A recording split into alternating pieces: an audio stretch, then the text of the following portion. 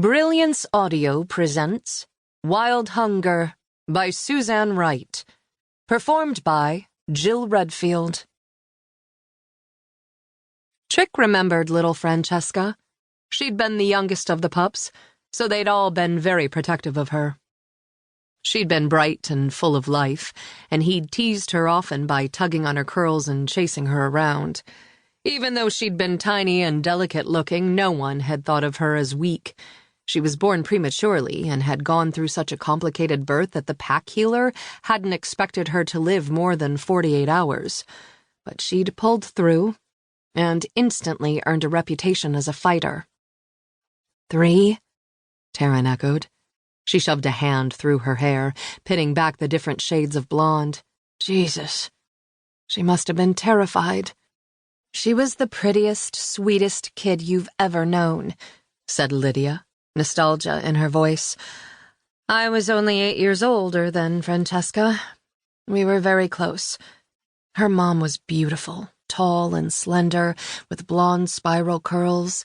Francesca was a mini version of her, only she had Christopher's blue eyes and dimples. Trick drummed his fingers on his thigh. She's a sculptor now, right? Lydia's eyes snapped to him. Right. How did you know that? He shrugged. I looked her up a few times. I was curious about how she turned out. Her work's good. Very good. And very dark. Sighing, Lydia rubbed at her nape. I don't know how much she saw that night, or even if she even really understood what happened. I didn't get a chance to find out. Taryn's brow furrowed. What do you mean? Her maternal family is human. They were devastated by their daughter's death, blamed my brother, my family, the pack. They wanted to take Francesca, and they did. The pack would have fought to keep her, but she seemed so traumatized. Mom thought that being away from the territory for a little while would be good for her.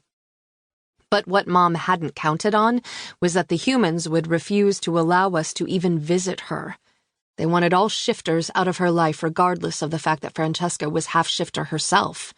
Bastards, muttered Riley. Mom appealed to the human courts for access to her, but her grandparents are mega rich and they hired an attorney that ran circles around ours. We lost the case and were cut out of Francesca's life. Once I was old enough, I started to watch over her from afar. I had Rhett check on her and keep me updated. I passed on that information to Mom, who was heartbroken about being parted from her grandchild. We just wanted to be sure that Francesca was happy, healthy, and safe. Is she? Asked McKenna. It seems so, replied Lydia. The Newmans gave her a good life. So many times I thought about contacting her, but I was worried that she wouldn't want to hear from us.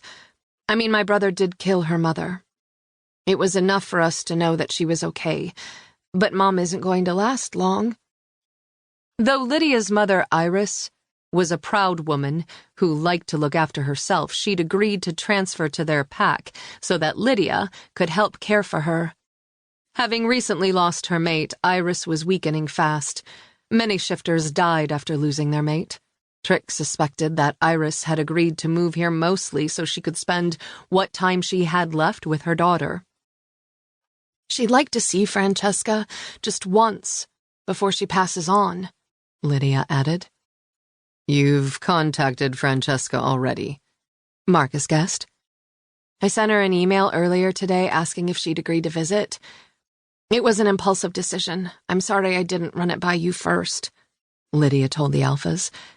To be honest, I wasn't expecting her to answer, but she did. And? Prodded Taryn. Well, it was weird. Trick frowned. Weird how? Lydia bit her lip. She doesn't seem to have a clue who I am.